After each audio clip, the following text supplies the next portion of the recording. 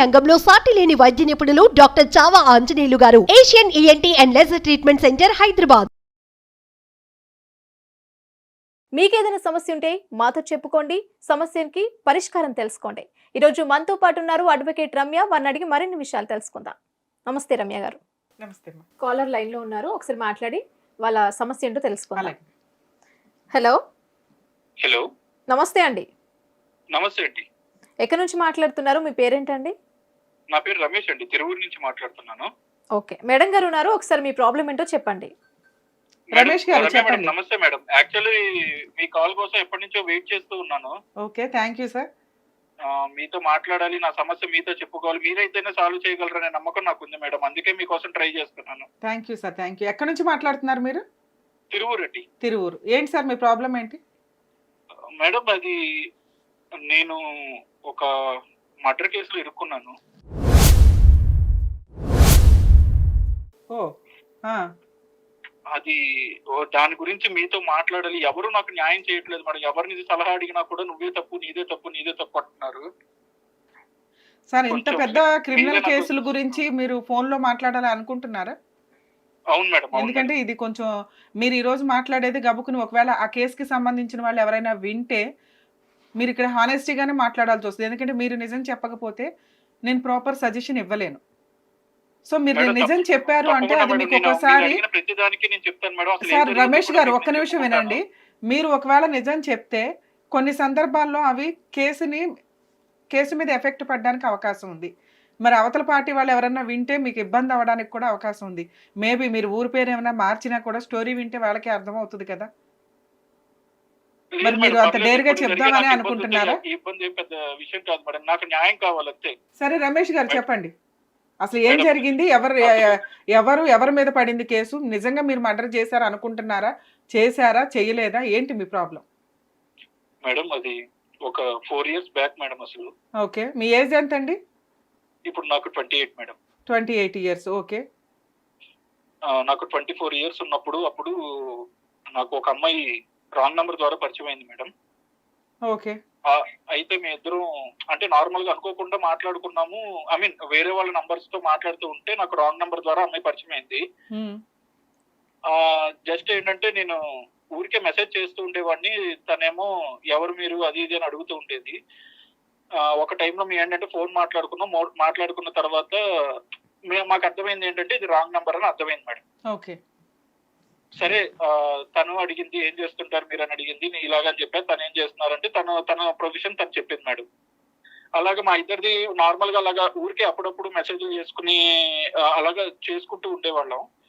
అనుకోకుండా ఏం జరిగింది ఏంటి అంటే తనది కూడా మాది సేమ్ ఊరు అవ్వడం అక్కడ కొంచెం యాదృచ్ఛికంగా అలా జరిగిపోయింది మేడం. ఓ ట్విస్ట్. సేమ్ ఊరు అవ్వడం, దాంతో ఇంకా అలా మాట్లాడుకుని మేము కూడా అనుకున్నాం ఏంటంటే భలే ఉంది కదా అసలు ఒకే ఊరు వాళ్ళకి రాంగ్ నంబర్ ఇలా రావడం ఏంటి అనుకున్నాము. సరే, డెస్టినీ అనుకున్నారు మీరు. మేడం మేము దేవుడు క్రియేట్ చేసిన డెస్టినీ ఏమో మన ఇద్దరు ఒకే ఊరు చక్కగా హ్యాపీగా పరిచయం అయ్యిందని కలిసారా మీరిద్దరు ఫేస్ టు ఫేస్?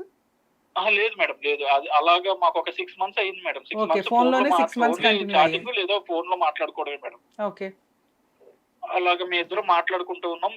మీరు అడిగినట్టే యాక్చువల్లీ నేను అన్నాను ఒకసారి కలవచ్చు కదా, ఒకే ఊర్లో ఉన్నాం మనం, ఒకసారి కలిస్తే ఏంటి ప్రాబ్లం అని అడిగితే అప్పుడు వినాయక చవితి టైం మేడం. నేను అడిగినట్టే ఏముందయ్యా, అది సహజంగా ఎవరన్నా మళ్ళీ మధ్యలో నన్ను ఎందుకు ఇన్వాల్వ్ చేస్తావు, పైగా మర్డర్ కేసు అన్నావు పక్కన. ఓకే.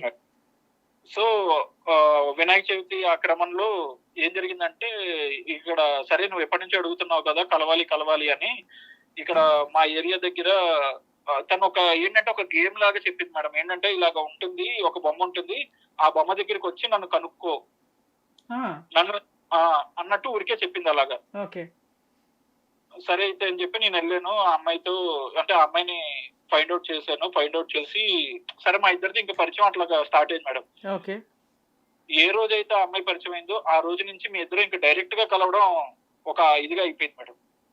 అప్పటికే 6 months నుంచి ఇద్దరికి ఫోన్ లో పరిచయం ఉంది కాబట్టి తర్వాత ఫేస్ టు ఫేస్ కలిసారు. ఇక అక్కడ నుంచి ఫ్రెండ్స్ అయ్యారా లేకపోతే డైరెక్ట్ గా లవర్స్ అయ్యారా? ఫ్రెండ్స్ అయ్యాం మేడం. ఫ్రెండ్స్ గా. ఓకే. ఆ అమ్మాయి ఏం చేస్తుంది, మీరేం చేస్తారు? ఏం మేడం? మీరేం వర్క్ చేస్తారు, అమ్మాయి ఏం చేస్తుంది? 4 years బ్యాక్ అంటే మీరిద్దరు చదువులోనే ఉండుంటారు. ఆ అమ్మాయి కూడా ఒక మొబైల్ షాప్ లో వర్క్ చేస్తారు. మొబైల్ షాప్ లో వర్క్స్. ఓకే.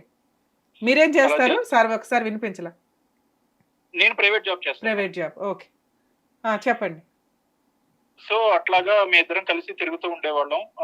అయితే ఒకానొక టైంలో నా మొబైల్ పాడైపోయింది అనమాట. పాడైపోతే నేను తన దగ్గరికి వెళ్ళాను. తను నాకు ఒక మంచి మొబైల్ సజెస్ట్ చేసింది. ఓకే, మాది బాగానే వెళ్తుంది మేడం, ఫ్రెండ్షిప్ అంతా బాగా వెళ్తుంది. అంటే ఒకానొక టైంలో ఏం జరిగిందంటే అనుకోకుండా ఒకళ్ళ మీద ఒకళ్ళకి ఫీలింగ్స్ లాగా స్టార్ట్ అయినాయి మేడం. ఓకే, ఫ్రెండ్షిప్ కాస్త మీకు లవ్ కింద కన్వర్ట్ అవుతూ వచ్చింది. నెమ్మదిగా అది కన్వర్ట్ అవుతూ వచ్చింది. ఓకే, అది తన వైపు నుంచి జరిగిందా నా వైపు నుంచి జరిగిందా అయితే నాకు తెలియదు, కానీ జస్ట్ నార్మల్ గా ఆ ఫీలింగ్స్ అలా స్టార్ట్ అయినాయి. తన వైపు నుంచి అవే టైప్ ఆఫ్ క్వశ్చన్స్ వచ్చేవి. ఒకవేళ నాలాంటి అమ్మాయి నీ లైఫ్ లో ఉంటే ఏం చేస్తావు అనే ఆ అమ్మాయి వైపు నుంచి వచ్చేది. నేను కూడా నీలాంటి అమ్మాయి ఉంటే బాగా చూసుకుంటాను, ఇంత మంచిగా ఉన్నావు నువ్వు, అది అని చెప్పి నేను చెప్పాను మేడం. ఓకే. అయితే వన్ ఫైన్ డే ఏం జరిగిందంటే తన బర్త్డే రోజు తనకి ప్రపోజ్ చేస్తాను మేడం. ఆ అమ్మాయి ఒప్పుకుంటుందా లేదా అని ఆలోచించకుండా అమ్మాయికి ప్రపోజ్ చేస్తాను నేను. ఫస్ట్ మీరే ప్రపోజ్ చేశారు? నేనే ప్రపోజ్ చేశాను. ఓకే. ప్రపోజ్ చేస్తే అమ్మాయి ఒక కండిషన్ పెట్టింది మేడం. ఏమని? ఇన్ని డేస్ నాకంటూ సపోర్ట్ ఉన్నది మా బ్రదరే, కాబట్టి మా బ్రదరు నిన్ను కనుక యాక్సెప్ట్ చేస్తే నేను కంపల్సరీ నేను లవ్ చేస్తాను అని అంది. నేనేమన్నాను ఏంటంటే, అదేంటి ఇంట్లో వాళ్ళు ఎలా ఒప్పుకుంటారు స్టార్టింగే? అవును, మ్యారేజ్ కంటే ఒప్పుకుంటారు, ఒప్పుకోరా అనే డౌట్ ఉంటుంది, కానీ లవ్ కోసం ఇంట్లో వాళ్ళ పర్మిషన్ ఎలా ఉంటుంది? చండాలం అక్కడ అసలు ఎక్కడ ఉండదు. అంత మెచ్యూరిటీ ఫ్యామిలీ వాళ్ళది. అంటే ఆ అమ్మాయికి ఏంటంటే వాళ్ళ బ్రదర్ అన్ని చూసుకుంటున్నారు కాబట్టి, సో మా బ్రదర్ అయితే ఒప్పుకుంటేనే నేను నిన్ను లవ్ చేస్తాను, నాకు నువ్వంటే ఇష్టమే, కాకపోతే ఏంటంటే నా బ్రదర్ చెప్తేనే నేను ఏదైనా ముందుకెళ్తాను అని చెప్పింది మేడం. ఓకే. సరే అని చెప్పి నేను యాక్సెప్ట్ చేశాను. వన్ డే మా బ్రదర్ తో చెప్పేస్తున్నాను, నువ్వు బీ రెడీ ఫర్ ఎనీ, అంటే దేనికైనా రెడీగా ఉండు, ఒప్పుకుంటే ఒప్పుకుంటాడు, లేదంటే మాత్రం నేను లవ్ చేయలేను అని చెప్పింది. అట్లీస్ట్ ఫ్రెండ్స్ గా ఉందామని అందా? అంటే తను ఉందామంది మేడం, కాకపోతే నేనే ఉండలేను మేడం. ఎందుకంటే వన్స్ ఆ ఫీలింగ్ వచ్చిన తర్వాత మళ్ళీ ఫ్రెండ్స్ అంటే ఆ అమ్మాయిని డిస్టర్బ్ చేసినట్టు అవుతుందని నాకు. అదేలేండి, అప్పటికే 1 year నుంచి నడుస్తుంది కాబట్టి మేబీ లవ్ రియల్ గా ఉంటే కనుక మీరు మళ్ళీ వెనక్కి వచ్చి ఫ్రెండ్షిప్ అని మాస్క్ వేయలేనండి అంటారు. అవును మేడం. ఓకే. సో వాళ్ళ బ్రదర్ కి చెప్పేసిన తర్వాత తను సారీ అని మెసేజ్ పెట్టింది మేడం. ఓ, ఆయన యాక్సెప్ట్ చేయలేదన్నమాట. సారీ అని మెసేజ్ పెట్టేటప్పటికి నాకు ఏం చెయ్యాలో తెలియదు. నిజంగా ఇలాంటి పర్సన్ ని నేను మిస్ అయ్యానా అంటే నాకు ఒక్కసారి బ్రెయిన్ పని చేయలేదు మేడం. ఆ రోజు నేను అసలు జాబ్కి వెళ్ళలేదు, ఏం చేయలేదు. ఇంతలో మా డోర్ నాక్ చేశారు. ఎవరా అని చూస్తే ఈ అమ్మాయి ఉంది మేడం. ఈ అమ్మాయి వచ్చి హగ్ ఇచ్చి, నేను ఊరికే ప్రాంక్ చేశాను, మా బ్రదర్ ఒప్పుకున్నారు, సో మన ఇద్దరు లవ్ చేసుకుందాం అని చెప్పింది మేడం. సరే, ఇంకా హ్యాపీ ఫీల్ అవ్వచ్చు కదా. అప్పుడే చెప్పింది మేడం, నాకు ట్విస్ట్లు అంటే ఇష్టము, లేదంటే కనుక సర్ప్రైజ్లు అంటే ఇష్టము, ప్రాంక్లు అంటే ఇష్టము, సో నన్ను నువ్వు భరించాలని కూడా చెప్పేది. ఓకే. సరే నేను కూడా ఓకే, అంటే ఇట్లాగా మంచి టాకిటివ్ పర్సన్స్ ప్లస్ కొంతమంది ఇలాగా ఉంటే కూడా బాగుంటుంది కదా అని, అమ్మాయిలకి అలాంటివి ఉంటే క్వాలిటీస్ బాగుంటాయి, నాకు నచ్చుతాయి మేడం. అందుకే మీ ఇద్దరు ఒకటి అయ్యారు. ఓకే. సో అమ్మాయిని యాక్సెప్ట్ చేశాను. మా ఇద్దరి ఒక టైంలో ఏం జరిగింది ఏంటి అని అంటే, వాళ్ళ బ్రదర్ అన్నారు, మీరు బయట కనుక ఎక్కువ తిరిగి అది వేరే వాళ్ళు చూస్తే కనుక అది చాలా ఇబ్బంది అవుతుంది, కాబట్టి కొన్ని డేస్ మీ గురించి మీకు తెలియాలి, కాబట్టి మీరు ఐదర్ మీ ఇంట్లో అయినా మా ఇంట్లో అయినా కలిసి ఉండండి, కానీ బయట మాత్రం తిరగండి అని వాళ్ళ బ్రదర్ చెప్పారు మేడం. ఓ, ఈ రోజుల్లో అంతలా సినిమాల్లో స్టోరీ లాగా చెప్తున్నారు. వాళ్ళ ఇంటికి రమ్మన్నారా మిమ్మల్ని? అంటే కలిసే టైం ఏదైతే ఉంటుందో అదేదో మా ఇంటికి వచ్చి మాట్లాడుకోండి తప్ప బయట తిరగండి అన్నారు. అవును మేడం, ఎందుకంటే వాళ్ళ అన్నయ్యకి ఆ ఏరియాలో గానీ అక్కడ గానీ కొంచెం మంచి పేరుందా? ఓకే. కొంచెం పొలిటీషియన్స్ వాళ్ళ వెనకాల తిరుగుతుంటారు ఆయన. ఓకే. సో అలాగని చెప్పారు నాకు. అంతేలేండి, ఈ రోజుల్లో కామన్ గా బాయ్స్ గర్ల్స్ కూడా ఫ్రెండ్స్ ఉంటున్నారు కాబట్టి ఏదైనా ఉంటే ఇంటికి వచ్చి మాట్లాడుకోండి తప్ప బయట తిరగొద్దు, కన్ఫర్మ్ అయ్యేదాకా లేకపోతే ఏదైనా మ్యారేజ్లకి వెళ్ళేదాకా అనేది ఆయన ఉద్దేశం. ఓకే. అవును మేడం. యాక్చువల్లీ ఆయన కూడా ఏం ప్రామిస్ చేశారంటే, మీరిద్దరు కొన్ని రోజులు జర్నీ చేయండి, మీ ఇద్దరికి ఓకే అంటే మీ పేరెంట్స్ తో నేనే మాట్లాడి ఒప్పించి మీ ఇద్దరికి పెళ్లి చేస్తాను కూడా అతను చెప్పాడు. సూపర్, బానే ఉంది. అలాగా ఓకే మేడం, నేను వాళ్ళ ఇంటికి వెళ్తుండేవాడిని. సరే మా ఇద్దరు అలా మాట్లాడుకుంటూ ఉండేవాళ్ళం. మా ఇద్దరికి కూడా మంచి స్పేస్ ఇచ్చారండి, ఆయన బాగా ఇచ్చారు. మాట్లాడుకుంటూ ఉండేవాళ్ళం అలాగే. ఓకే. అయితే ఒక మీ లవ్ లోకి వెళ్ళిన తర్వాత ఒక 6 months ఆ టైం తర్వాత నెమ్మదిగా తినలో చేంజ్ రావడం అది నాకు గమనించాను మేడం. అంటే ఏంటంటే ఊరికే కోపడిపోవడాలు, ఊరికే ఆ ఫ్రస్ట్రేషన్, ఇది ఏంటంటే నా తప్పు లేకపోయినా నన్ను మాట్లాడాలి, అవి అవి జరుగుతూ ఉండేవి. సరే వాళ్ళ బ్రదర్ మా ఇద్దరిని కూర్చోబెట్టి ఇలా కాదు, కరెక్ట్ కాదు, మీరు ఇప్పుడే కలిసి ఉండలేకపోతే రేపు పొద్దున మ్యారేజ్ అయిన తర్వాత ఏం కలిసి ఉంటారు, కాబట్టి మీరు ఇలా ఉండకండి అని చెప్పి మా ఇద్దరిని మళ్ళీ ఒకటే చేసేవాడు మేడం. ఓకే, మీ మధ్య ఏమైనా మిస్అండర్స్టాండింగ్స్ వస్తే ఆయన కలుపుతూ ఉండేవాళ్ళు. అవును మేడం. ఓకే. అలాగా మా ఇద్దరిని కలుపుతూ ఉండేవాడు. సరే అలాగా 1 year అయిపోయింది మేడం. మేము ఒక టైంలో వాళ్ళ బ్రదర్ ఊరెళ్ళాడు. ఆ టైంలో నేను తనతోనే అంటే ఉండమని చెప్పారు, తోడుగా ఉండు, కొంచెం చూసుకుంటూ ఉండు అని చెప్పారు. ఆ టైంలో అనుకోకుండా మేము అనుకోవడం అనే ఉంది మేడం, వాళ్ళ ఇంట్లో ఇంకెవరు లేరా? ఇద్దరం కలిసాం. వాళ్ళ ఇంట్లో ఇంకెవరు లేరా? వాళ్ళ ఇంట్లో ఇంకెవరు లేరు మేడం. ఓకే, వాళ్ళిద్దరు బ్రదర్ సిస్టరే ఉంటారు. మీరు ఆయన సపోర్ట్ గా ఇంట్లో ఉండమంటే మీరు ఆల్రెడీ ఫిజికల్ గా కమిట్ అయ్యారు ఇద్దరు. ఆ రోజు అంటే మా ఇద్దరికి ఇష్టం ఉండి, ఇప్పుడు ఫోర్స్ఫుల్ అయితే ఏం కాదు మేడం. అదేలేమ్మా, ఇద్దరు ఇష్టంగా కలిసారు. ఓకే. మా ఇద్దరికి ఇష్టమే, అలాగా కలిసాము.